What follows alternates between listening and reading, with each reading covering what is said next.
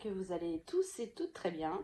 Ici, tout va bien. Je voulais vous faire une petite vidéo aujourd'hui, un peu bilan de... J'aime bien le bilan. De notre rendez-vous au tribunal de mardi. Donc je voulais voilà, vous tenir un peu informé de ce qui s'était passé.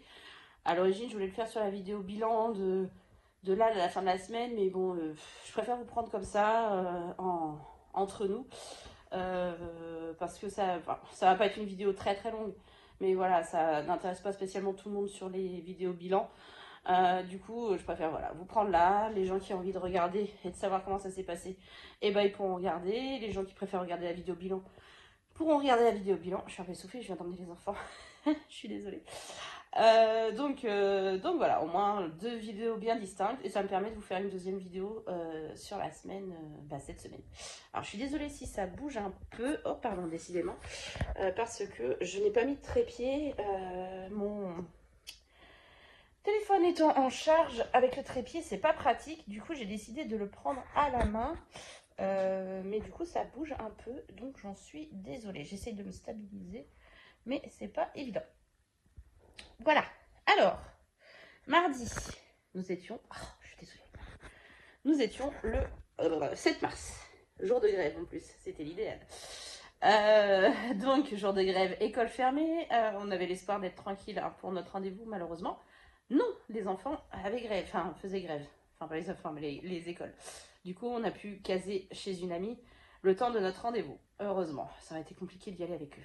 Bref, recherche de la convocation lundi soir au tribunal, parce qu'en fait, nous, on a deux tribunaux. Hein. On a un grand tribunal et on a deux tribunaux, c'est mieux. Et un petit, enfin, pour les... Là où on s'était paxé, enfin, vous voyez, le genre de choses. Les trucs moins graves, c'est pas le tribunal pénal. Et je ne savais pas du tout où avait lieu notre rendez-vous, ce qui était noté sur la convocation, que je n'ai pas réussi à retrouver. Bien évidemment. Je suis tellement bien organisée dans mes papiers. Je suis organisée dans mon budget, mais pas dans mes papiers. Bref. On va du coup au grand tribunal, on arrive de Monsieur Charmant, on lui dit pourquoi on est là, il dit non c'est pas ici, c'est à l'autre. On a la chance que l'autre soit à 300, 400 mètres à pied, donc ça va. Donc du coup hop, on speed, pardon, on va à l'autre, ça nous a fait des pas sur Wayward, on n'a pas tout perdu. Du coup on arrive, on s'installe dans une salle, donc c'est public, il y avait... On devait être 6 à être convoqués pour nos dossiers de surendettement. Donc voilà, c'est en fait vous passez devant tout le monde. Voilà. Donc Madame le juge est arrivée avec deux personnes avec elle. Donc ils ont commencé par faire passer les dossiers où il y avait des avocates de présentes. Voilà, donc deux dossiers. Après il y a eu Après, il y a eu un monsieur, je crois. Non, bon, je sais plus. Bon, bref, puis après, on est passé. On n'a pas énormément parlé. Elle nous a dit, en gros, j'ai un trou. Vous contestez, merci. Vous contestez la décision qui a été prise, voilà, parce que vous n'êtes pas d'accord sur les revenus déclarés. Donc je lui dis oui, en effet. À l'époque, ils ont pris mes revenus quand je travaillais à Harmonie Mutuelle, donc j'avais un meilleur salaire qu'à la Sécurité Sociale. Elle me dit, par contre, on n'a pas les ressources que vous avez actuellement à la Sécurité Sociale. J'étais convaincue de les avoir envoyées à la conseillère qui était en charge de notre dossier, mais bon, apparemment, soit je ne l'ai pas fait, soit elle les a pas mis dans le dossier. Bref, en tout cas, elle m'a dit, vous m'envoyez par mail aujourd'hui même votre bulletin de salaire de décembre pour qu'on sache en gros ce que je faisais sur l'année. Et comme ça, on va pouvoir étudier le dossier. Et pareil, elle commence à regarder notre dossier, elle dit, mais il y a 50 lignes pour prêt immobilier et tout. En gros, elle n'a pas compris le dossier. Comment il était foutu sur le dernier qu'ils nous ont envoyé, ce qui me rassure. Ça veut dire qu'il n'y a pas que moi, que nous. Elle n'a pas compris du tout comment ils ont monté notre dossier de surendettement, ni la mensualité. Bref, du coup, elle me dit, bon, moi, je vais réétudier tout ça, en plus avec les documents demandés. Donc, pour résumer, on a 3 options qui vont s'offrir à nous. Première option, il nous trouve une mensualité plus faible qui me convient. Du coup, on remboursera notre plan Alors apparemment c'est 84 mois maximum. Je pensais qu'il pouvait aller jusqu'à 120 mois, donc jusqu'à 10 ans, mais apparemment c'est que 84 mois. Donc voilà, c'est la première option. Il nous trouve des mensualités plus faibles pour qu'on puisse rembourser notre plan. Donc on ne peut pas rembourser par anticipation, hein, je confirme. Donc parce que sinon le plan de surendettement est annulé. Donc voilà, ce qui n'est pas du tout à notre avantage. Je pense qu'on remboursera par anticipation qu'à partir du moment où on aura la somme totale pour solder tout. Voilà. Donc ça, c'est la première option. Deuxième option, elle nous a dit, vous êtes conscient que si on ne trouve pas de solution, vous allez devoir vendre votre bien. Truc qui me ravit pas du tout. Donc on a bien dit oui, hein, on en a bien conscience. Donc deuxième option, ils nous font vendre notre bien. Alors je sais plus trop le terme qu'elle a utilisé.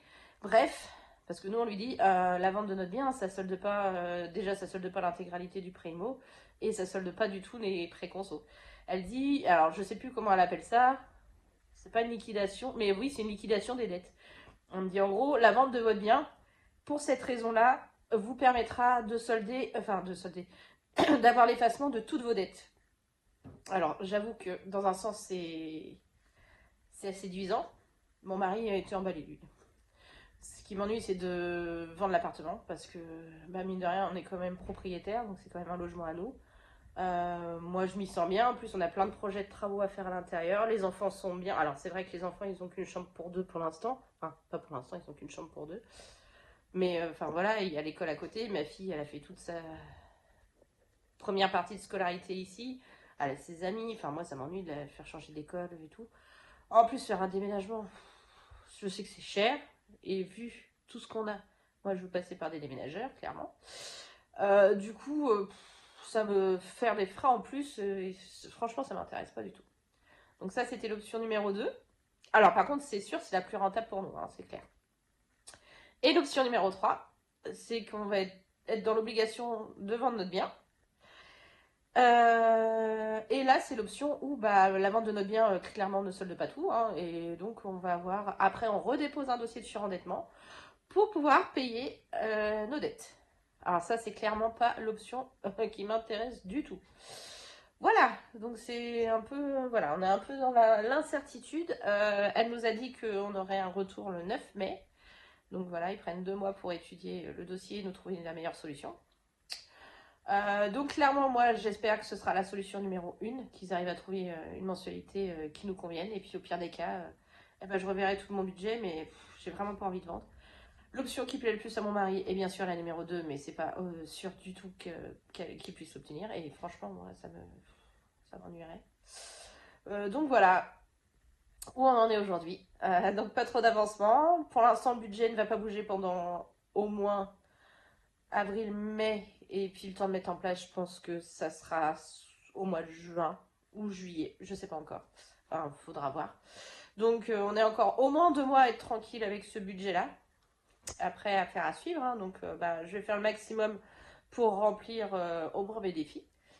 Voilà, et puis les épargnes, on fait comme on peut. Ça fera quasiment la moitié de l'année quand même de passer à fin mai. Donc voilà ce que j'avais à vous dire suite à notre rendez-vous. Alors j'avoue que je suis sortie du rendez-vous, j'étais un peu dépitée. Mon mari, lui, je vous dis, il était ravi, il avait qu'une idée, c'était déjà vendre. Il cherchait déjà des appartements, des petites maisons à louer. Enfin, ouais. Et puis moi, c'est toujours ce que j'ai dit, hein. C'est pas mon but, l'effacement de nos dettes. Je veux dire, on a pris des crédits, c'est pour les assumer. Hein. Moi, je ne veux pas du tout effacer mes dettes, je veux payer. Le seul souci, c'est que je veux payer avec des échéances réalisables. Je veux dire, le but, c'est pas d'avoir juste à rembourser nos dettes, payer nos charges fixes, et puis à côté, puis pouvoir rien faire. Enfin, ça, c'est pas du tout l'objectif. Voilà, moi, l'idéal pour... pardon.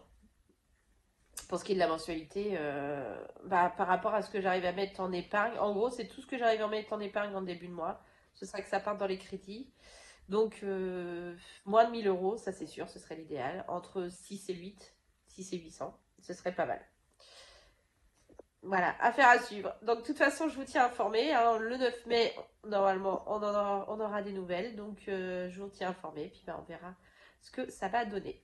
Sur ce, je vais vous souhaiter une belle journée. Nous, c'est pluvieux, moche, gris. Enfin, un temps de mars, hein, les giboulées de mars. Et puis, il y a beaucoup de vent. Et puis, on se retrouve en fin de semaine pour faire le bilan de la semaine 2 de mars. Allez, je vous fais plein de gros bisous et je vous dis à bientôt. Des bisous.